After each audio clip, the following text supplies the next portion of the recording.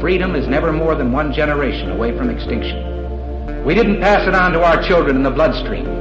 The only way they can inherit the freedom we have known is if we fight for it, protect it, defend it, and then hand it to them with the well-taught lessons of how they in their lifetime must do the same. And if you and I don't do this, then you and I may well spend our sunset years telling our children and our children's children what it once was like in America when men were free.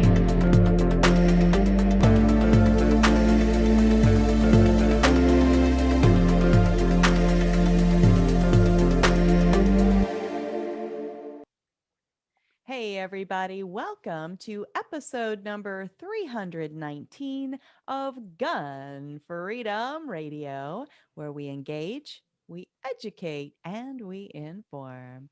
We are brought to you by azfirearmsauctions.com, your premier auction house where you set the price for firearms, ammo, and accessories. I am one of your hosts, Cheryl Todd. And I'm the other guy, Dan Todd. Our theme today is Bullets and Bombshells UK, and our guest is Gerald Bailey. Gerald is the organizer of Bullets and Bombshells UK. He was born in Rhodesia, grew up in South Africa, and now lives in the UK. He is an elite Navy diver serving in the teams in reserves forces of the UK. Gerald is a nature conservation officer running a game reserve and nature reserves, and is a qualified firearms instructor as well as a combative red dot pistol instructor. He has published 7 politically incorrect self-defense related ebooks and is a firm believer in the international right to self-defense. And here in the US, Gerald runs firearms related classes through Covenant Tactical Bases in Texas. I'm sorry, it's Monday. No worries. Welcome to the show from all the way across the pond, Gerald. Thank you very much, Cheryl. Dan, just one correction. It's not the UK military. It's the South African Navy. Oh, South Africa. Okay. Okay, that's my fault. I wrote that wrong. But thank you for clarifying that.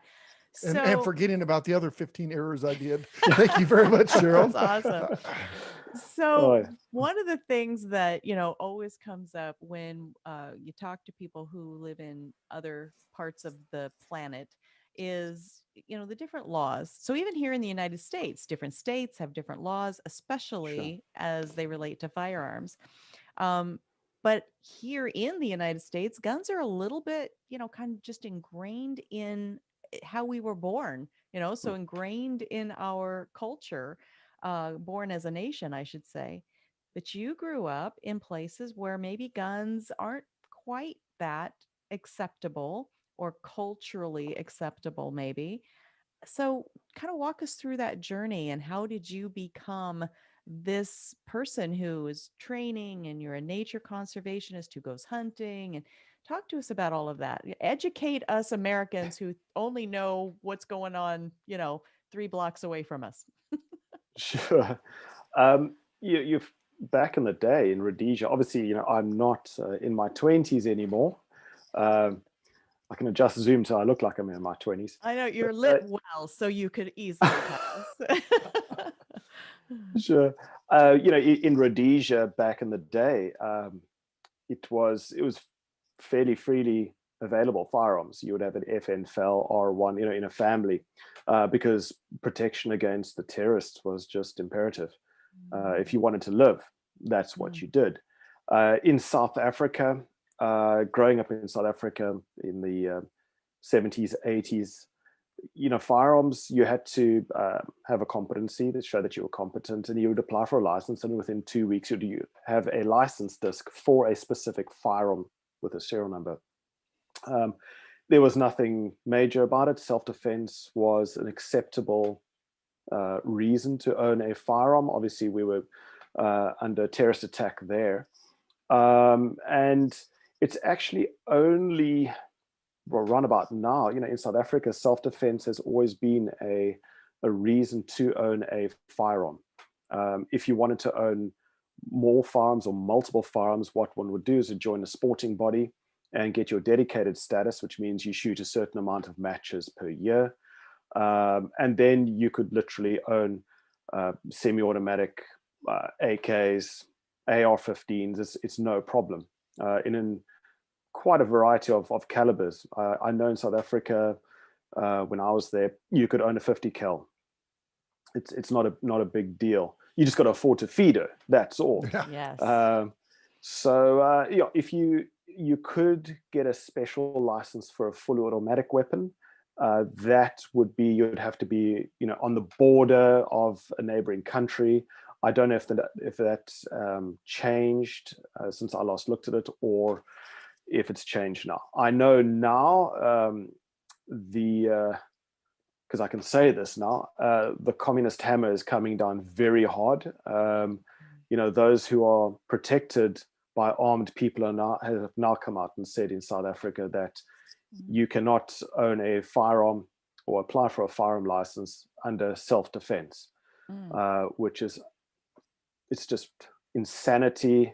Well, it's not insanity, it's a plan. But anyway. Yes. Right. Yes, absolutely. And, you know, so that they're trying to do that here in the United States, and they're using all kinds of cute little fancy, you know, feel good words. For the children. Yeah, it's to keep the children yeah. safe. Well, that's why I do own a firearm, is to keep my Well, children sure, safe. yeah. And Dan, that's actually a very good point. It's for the children. That's why one of my ebooks is how to train your children in the safe use of firearms. And there, I just slap everybody around. You know, and most of all, I tackle because I'd seen it on the range so often, is you've got the egotistical male coming up, and he's got his Friday night beer belly out, and he's got his young little 5-year-old, and he whips out a 357 Magnum, and to show off in front of his friends, he lets his little 5-year-old shoot this hand cannon, and watch him flinch and laugh and stuff like that. So I slap them around, and then I also tackle the people who, oh no, we don't want to have anything to do with guns or anything like that.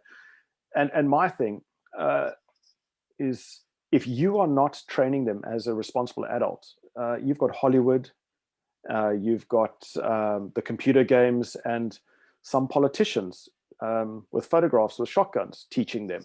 There's a picture in my book. And with that, with the computer games and with Hollywood, it's you finger on the trigger, point, and there's no consequences. Don't take responsibility. All my boys, which I've been called immoral for in this country, but all 3 of my little warriors, before the age of 3, they were shooting 22 pistol and 22 MP5. Safely, under supervision. Precisely, yeah. Empowering them with knowledge and training, and that's immoral? Okay. Well, Gerald, way back BC, before Cheryl, I had a gun shop, and I was probably one of the most stupid persons on the planet, because when we took people that never shot a gun before, we always gave them the biggest stuff first. Yeah. And, watch what happens. Yeah. Now, I've learned that to get people to be responsible and to really respect guns, you start with the baby steps and you work your way up. And same with that 5-year-old, because in the United States, we're seeing where people in teenage age that have saved families from home invasions or robberies or burglary, just all kinds of stuff. And that is on the parent, and the parent is to teach the kids responsibly. Kids can watch video games without turning into what they're doing, what's going on right now.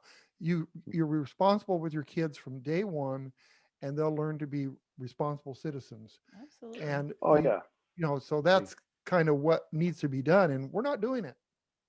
Yeah, for sure. I mean, I follow what goes on in the United States quite closely. And you know what, as the Bible says, spare the rod, spoil the child. We've got absentee parents, and they're leaving their children in front of TV for most of the day. And I'm not a prude, but what's on TV now and what happens in Hollywood, they can't even hold a marriage down for over a year. Right. Yeah. They want to lecture me on how to bring up my children. Yeah. I'm just gonna no. Hell no.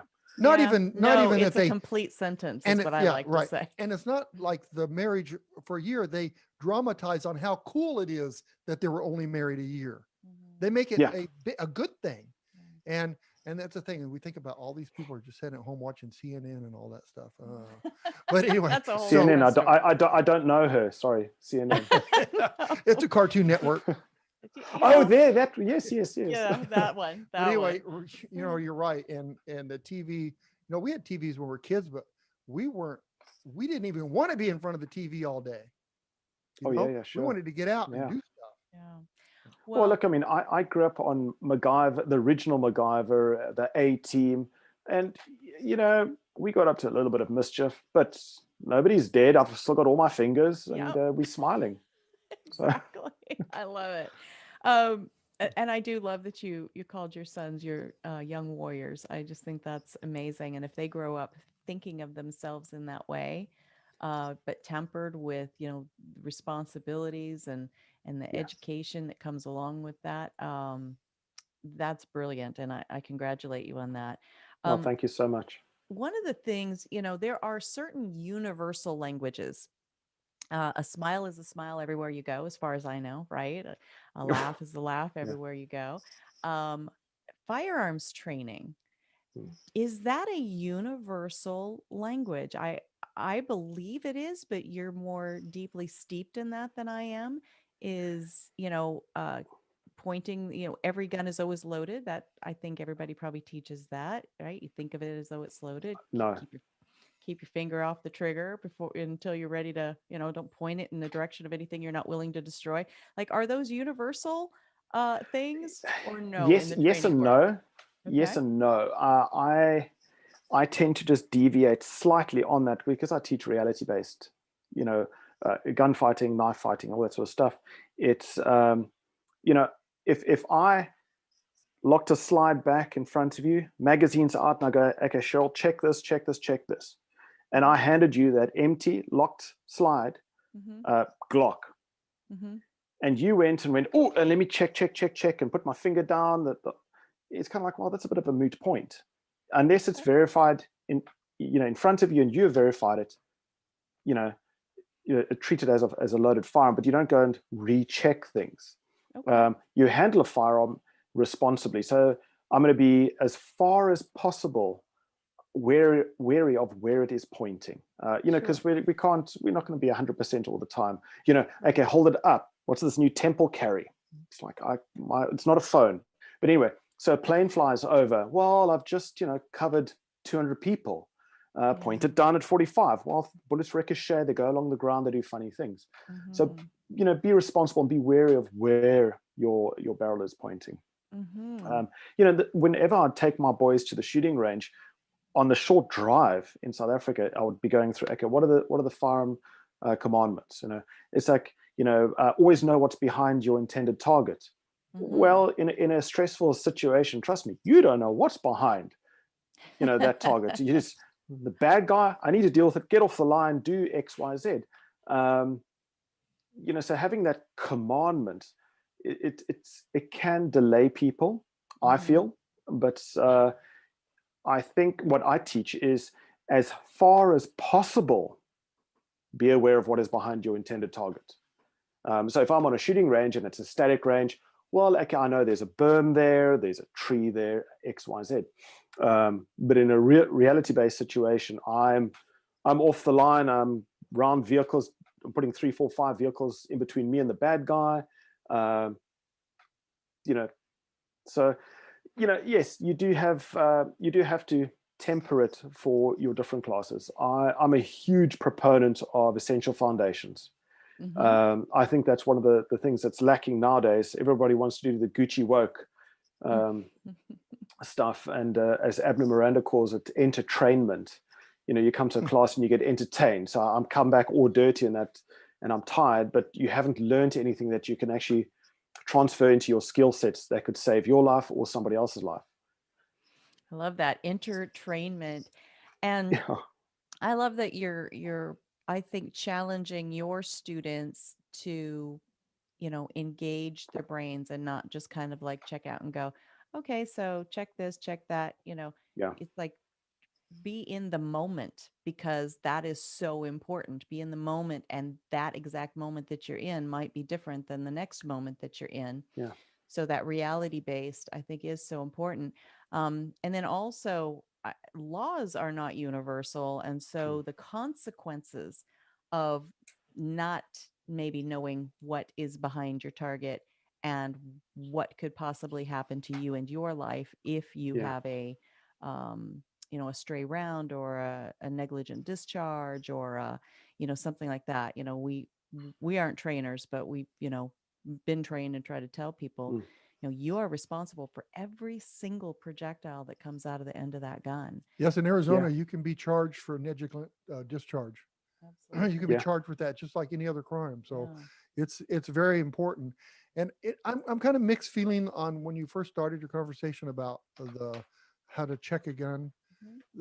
When you have new people that are getting involved in firearms, it seems to me that every time that gun passes a hand, it should be checked, because I'm talking about new people that are just learning how, because they're a discharge is not reversible.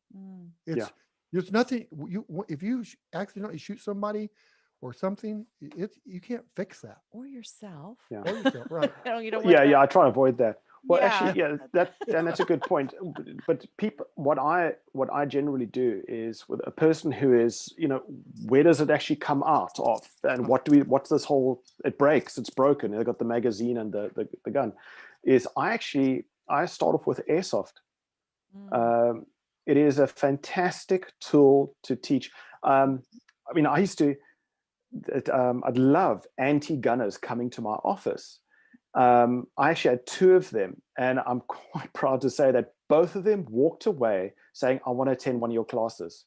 Awesome. Because I took an airsoft pistol, and I was like, all right, here we go. And I used to, each person is different. You've got to take each person as they are. They might have an inherent fear. They might have been held up. And, I had a friend in South Africa. She was held up. So she was like, I just don't want to touch guns. I don't want to see them. And that's that. She had a negative response. It was like, okay, here's airsoft. Can you see this? And you take them at baby steps, and you build them up over a month or 2. You never rush it. So, making blanket statements, it's a law enforcement officer or something like that. But I love teaching absolute newbies on their first day. It's a privilege. It really is. And what honor, what great, I mean, if you could teach everybody on this earth firearm safety, even if they don't want to carry a gun, then what would that do? I mean, even though it's just like having a pool in your backyard. You teach your kids to swim. What about the neighbors that doesn't have a pool? I don't need to teach my kid how to swim because he doesn't have a pool. Well, wait a minute. He goes to the neighbor's house. For sure, yeah. Right? Yeah. And so a kid needs to learn how to swim, needs to know how to handle knives, and they need to know what to do if there's a firearm. No matter if you like firearms or not. And if everybody did that, then there would be a lot less accidents. Well, I agree with you on this. There's a lot of other stuff that I don't, because we're married. Well, I mean, even with my boys, I've said to them, I said, guys, I will teach you. It's my God-given responsibility to teach you about firearms and how to handle them safely. But it is up to you to choose. One day I will own firearms, or I will not own firearms. That is perfectly your choice. I will not pressure you, but it's my job to teach you. Yes. Amen. And then That's also, awesome. I got 3 little A-type personalities as well. So, I've taught them as well, if they ever went, like especially in South Africa, if they went in and somebody had left a firearm lying around, what do you do? Stop, get everybody in a command voice out of that room, close the door and make sure, nobody goes in, call for the adult. And I said to my eldest, I said, that'll be the one time that I will back him up if he's a little bit rude to the guy. Rude with a purpose, right? There we go. Yeah. My dad taught me, if you see a gun out in the middle of nowhere and no one knows who it belongs to, take it apart, clean it, put it back together, and then give it to him.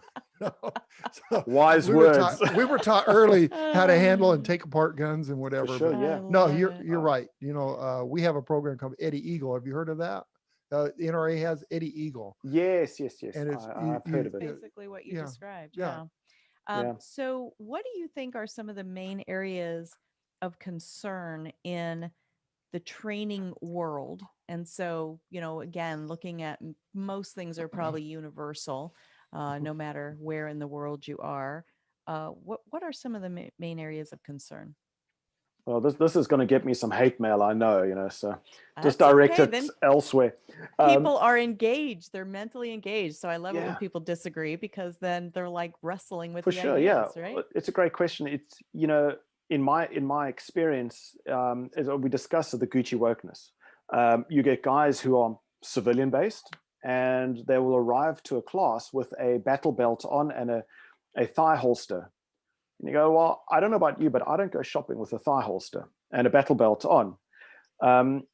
This Gucci wokeness of you've got to dress with tactical pants and you've got to wear, one of those muscle shirts to show that you've got some pecs or man boobs, whatever they want to call them that day. Or, you're working on your 6-pack cooler box in front, but you've got your cool multicam cameras on. I think that is setting people up for the entertainment. I'm coming here and I'm being entertained, and today I'm going to train with a Navy SEAL. I'm going to train with Delta Force, and they think that they're walking away and like, okay, now I'm on the level of that Delta operator or the SEAL, etc. And all you've done is you've entertained yourself. For me, I walk around in a pair of jeans. Even in South Africa, the way I rocked up to a class is pretty much how I went to church, how I went to the shops. Jeans, it would be a light concealment garment. I'd have the same ammunition on me, same amount of magazines, same blades. Everything would be the same. Nothing changed, because also in a high stress situation, I don't have time to go, oh, wait, today I'm carrying small of back, or in my ankle holster, or in a groin holster, or wherever, it's under my arm. It's in the same place all the time. I don't have to think where my defensive firearm was. So yeah, I think that's, the responsibility of us instructors. It's not grasped by a huge proportion of instructors. As I say, with the entertainment value, and I saw it in South Africa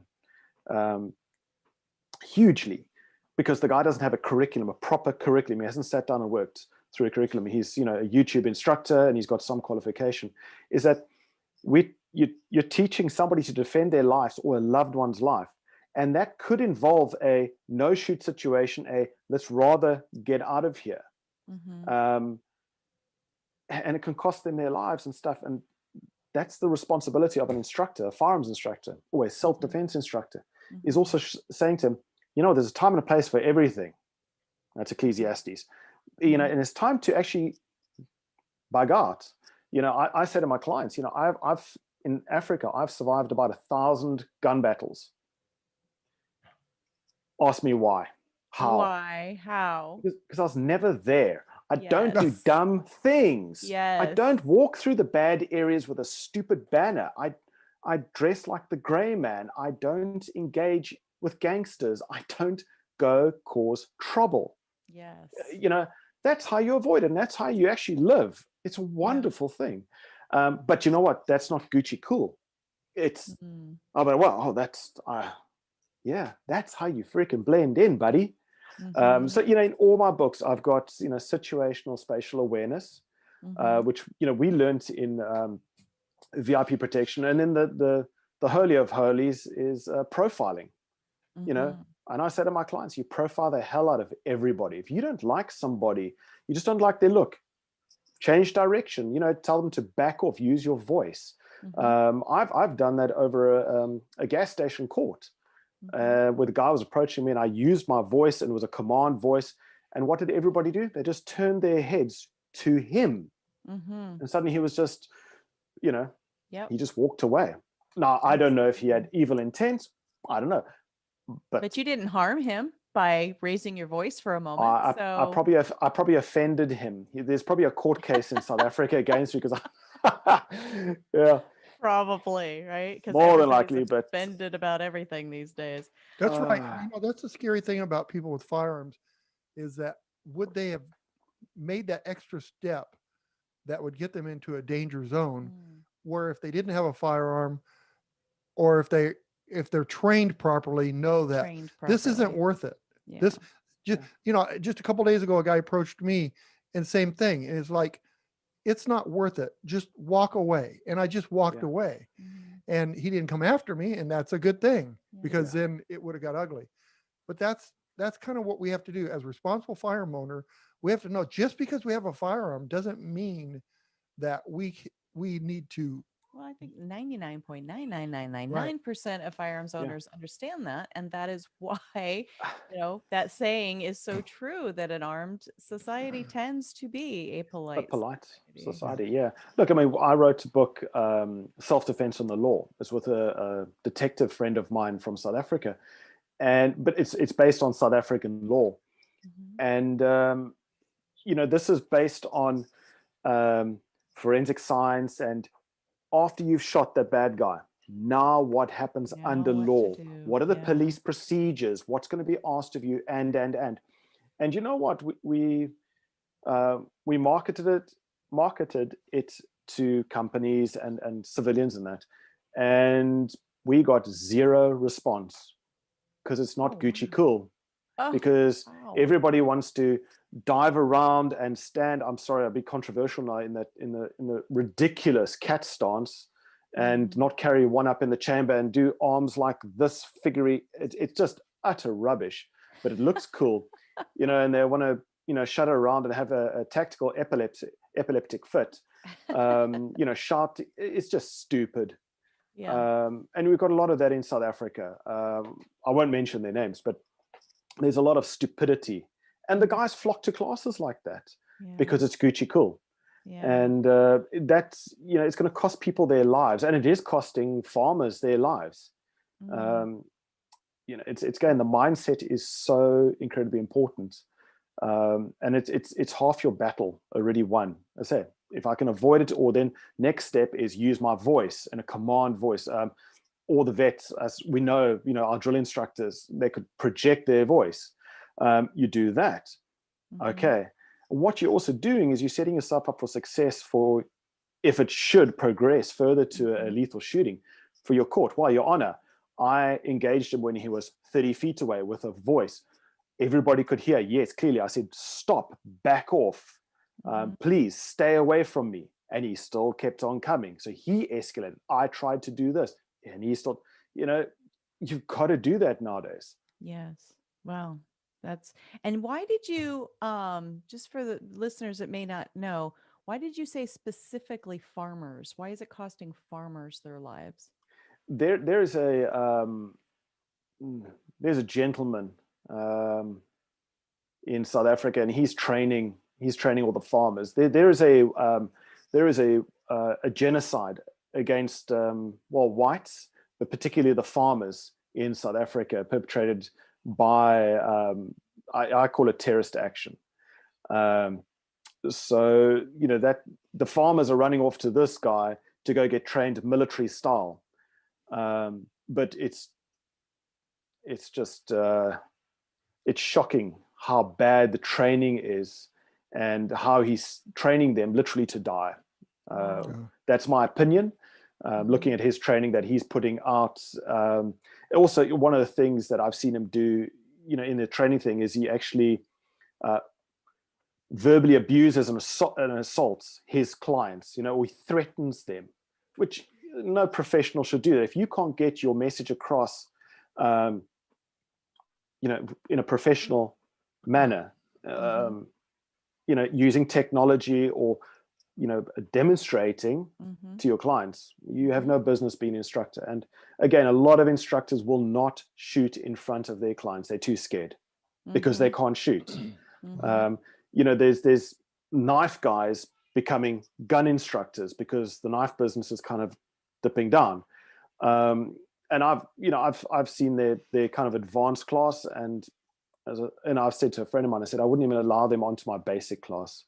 Wow. It's shocking how bad they're doing it. But again, they're making up the curriculum. So in a basic class with ladies, they're teaching them arrest techniques. And you're going, what the hell are you doing teaching arrest techniques for?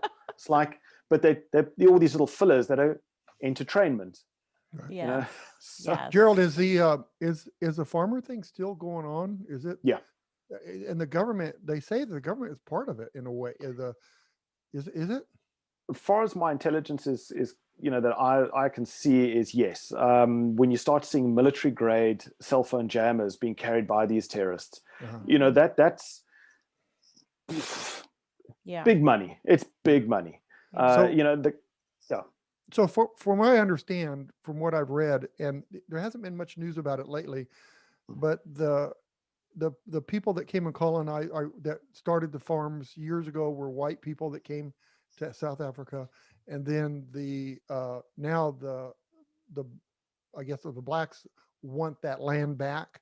They say it's theirs, and they're coming in, they're taking it, and they're coming in military style, taking it away. Is that kind of what's going on? It's not. I wish it was black and white as that. In Rhodesia, what happened is, and obviously, I mean, this is relayed to me by my parents. We would have a black lady or gentleman arrive at the door, and we would say, "Yes, can I help you?" And they would say, "No, I'm just looking at my new house." You're like, "What are you talking about?" No. When Mugabe comes in, I'm coming to take this house. Oh wow! He's going to give it to me. So there's a lot of lies perpetrated there. So it's when you start looking at the farmers and what actually happens to and we're talking 80-year-old lady, 90-year-old gentleman, they're the farm owners. The brutality. I mean, I got to a stage, honestly, where I was getting the information and I actually just went, you know what, that is too much. Yeah. The brutality, I won't mention it. But what happens is they have their traditional medicine, muti, it's called. So they get high on it, and it makes them bulletproof, invisible, whatever the witch doctor tells them. And what happens is they'll go in and they'll perpetrate. It's sick. It's not human what they do. If they catch the guys, what they do is they bring them back to the crime scene, and a lot of the times the muti is worn off now, and they'll get sick because they don't believe that that's what I've actually done. So the brutality is it's horrendous. So it's not necessarily that I'm going to come take your land, because now what's happening in America, I believe, in my personal opinion, to cover myself legally, is what's happening in South Africa. South Africa is just a lot more brutal. It's an actual, what the government has really done well is gotten the blacks to hate whites. As that one of the lies they tell them is that we were given everything under apartheid. We just were given our homes. I can give you my mother's cell phone number now, mobile number, and she'll tell you, no, she spent 20 years paying that mortgage off and working overtime to pay the mortgage off. We didn't get anything for free. And what a lot of people don't realize is that during apartheid, 54% of the South African government budget, our taxes, went to the blacks to uplift their universities, medical, education, everything. It went for them.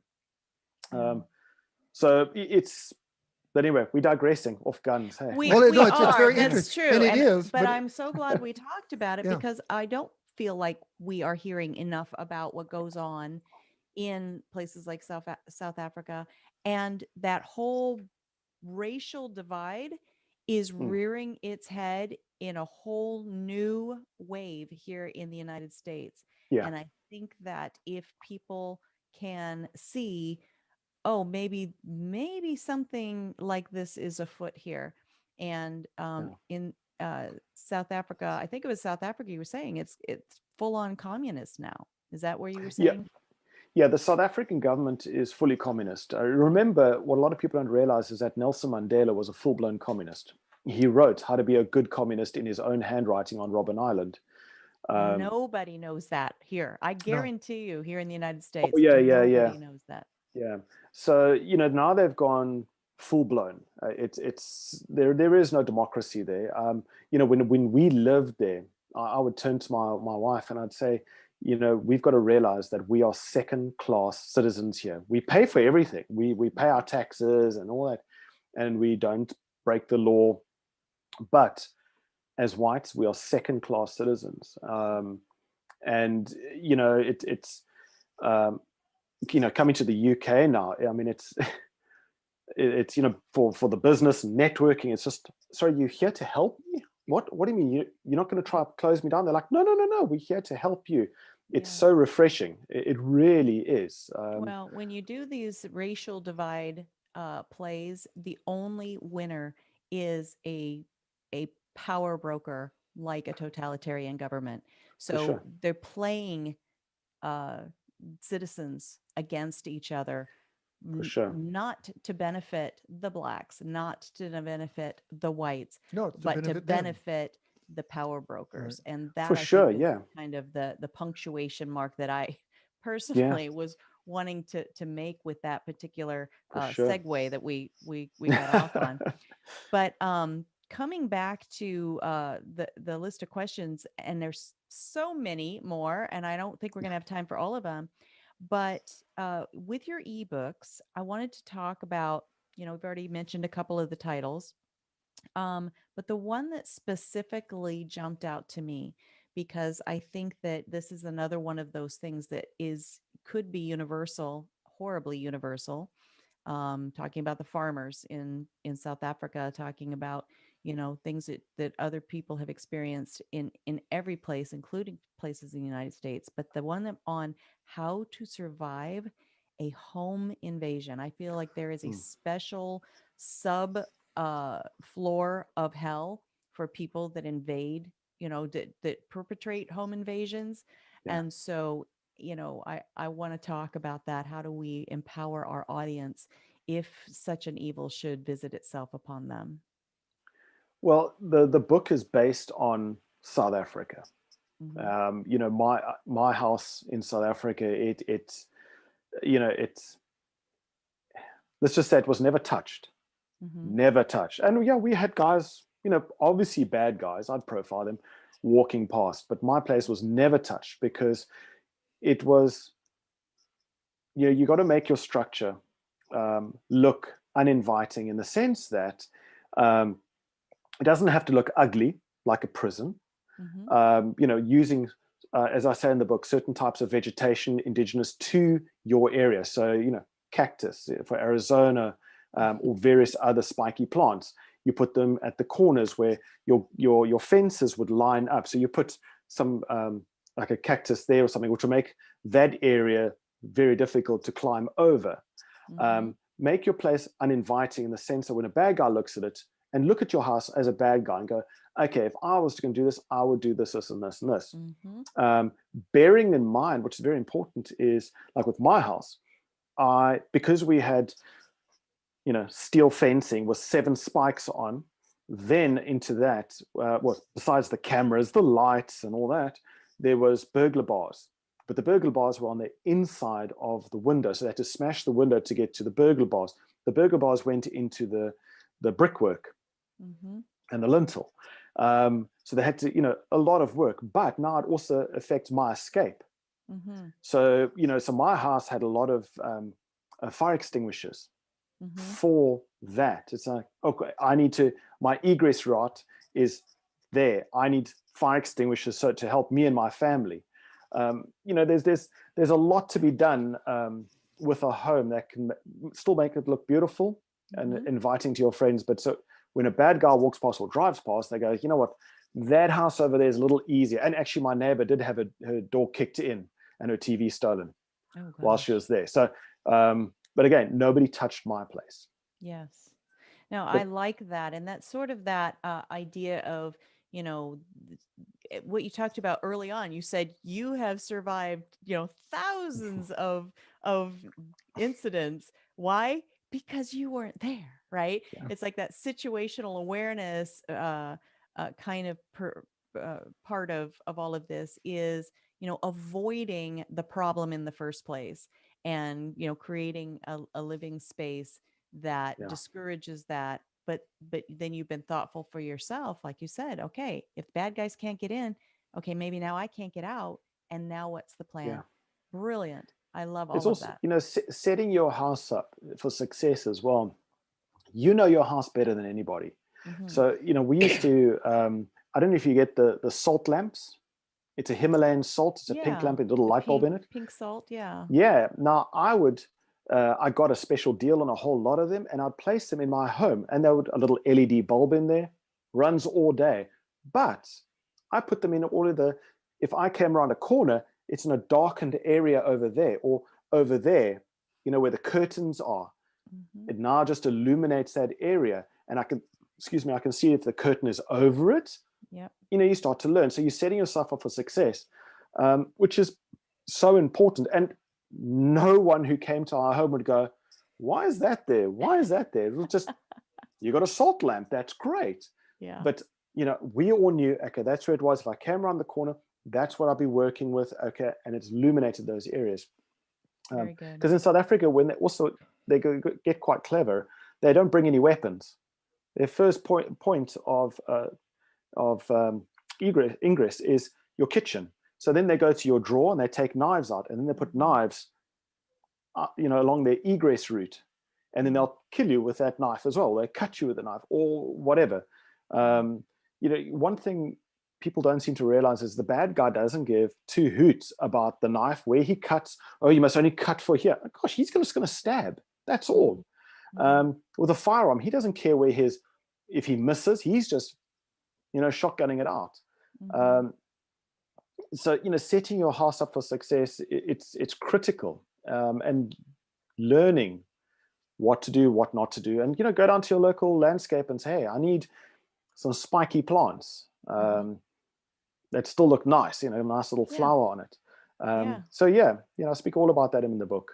I love it. That is fantastic. So finally, since we have titled this episode after your event, Bullets and Bombshells UK, talk to us about that event. Where did it come from? What happens there? When does it happen? Well, there's a Bullets and Bombshells in the United States. It's one of the many all-ladies shooting events.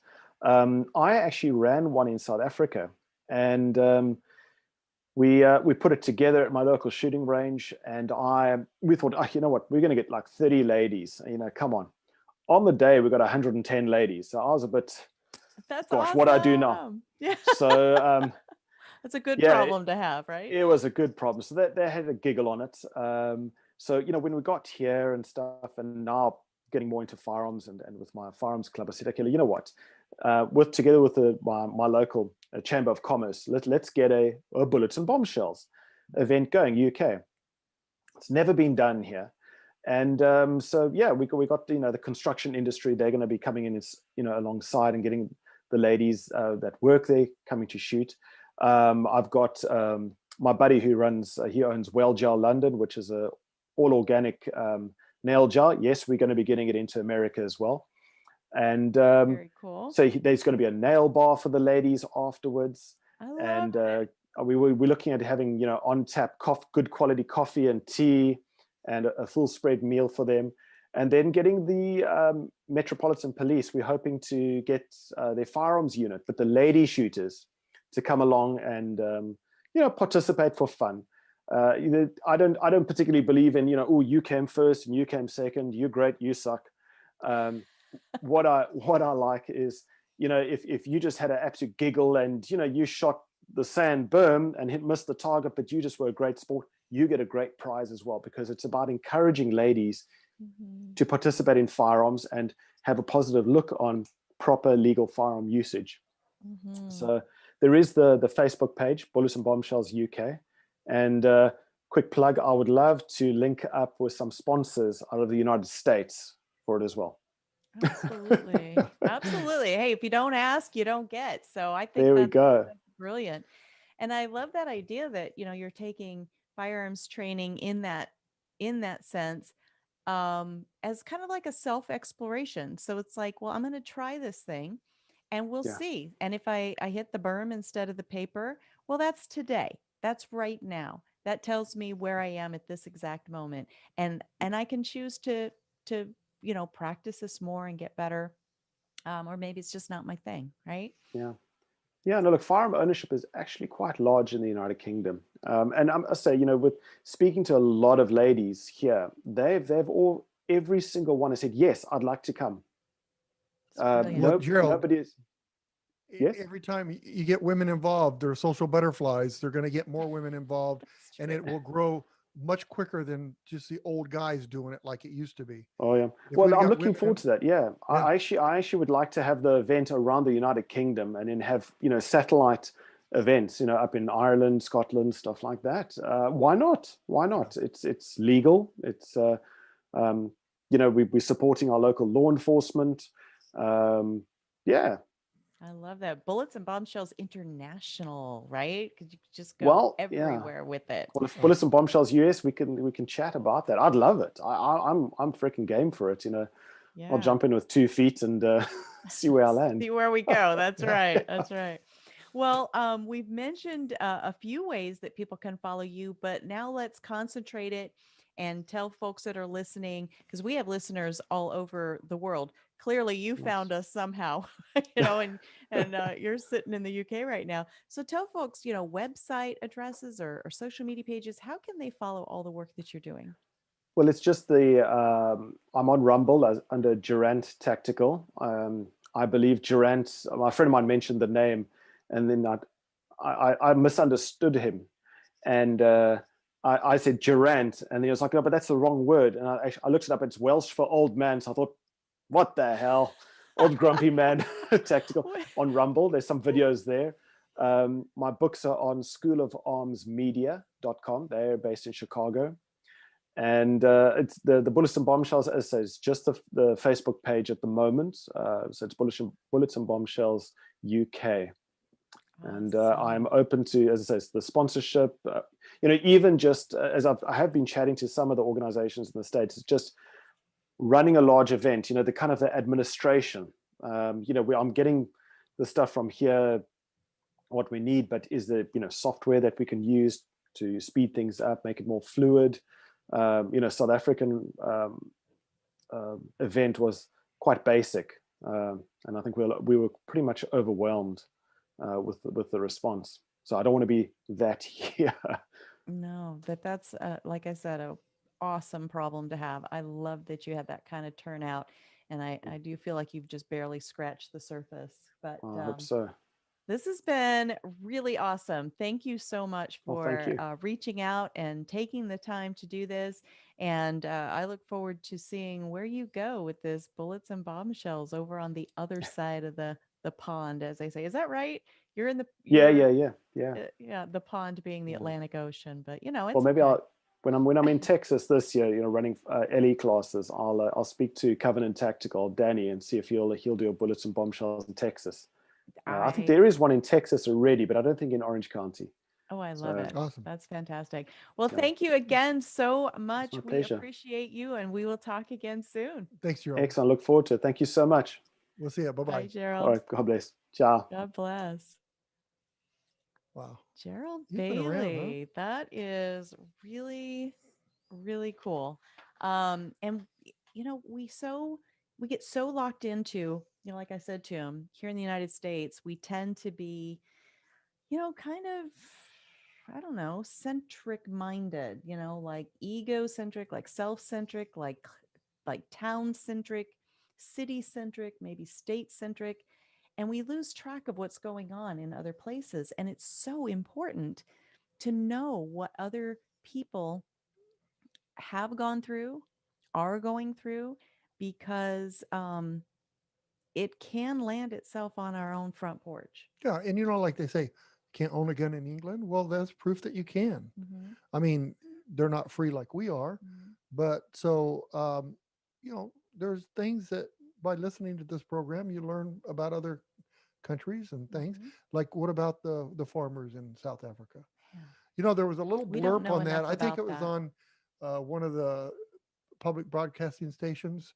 They talked about that once. They had like an hour show on it, and it was horrifying.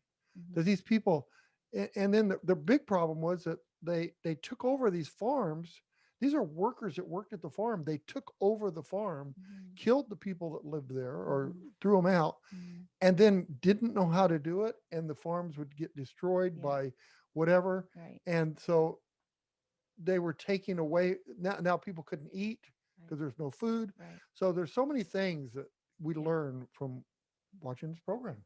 No, it's so true. And I do encourage everybody to look those things up. I hope that some of you out there listening are arguing with us in your mind. Like, what are you talking about? Right. Oh, What come kind of on. craziness are you? They don't even have This is the farms in year South Africa. What are you 2020. talking about? This is the year You know? 2021.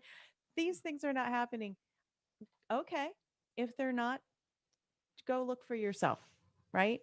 Um, the thing about Nelson Mandela, I've just recently myself been hearing, we always heard that he was A just this, hero. That's all I know him of. total hero guy.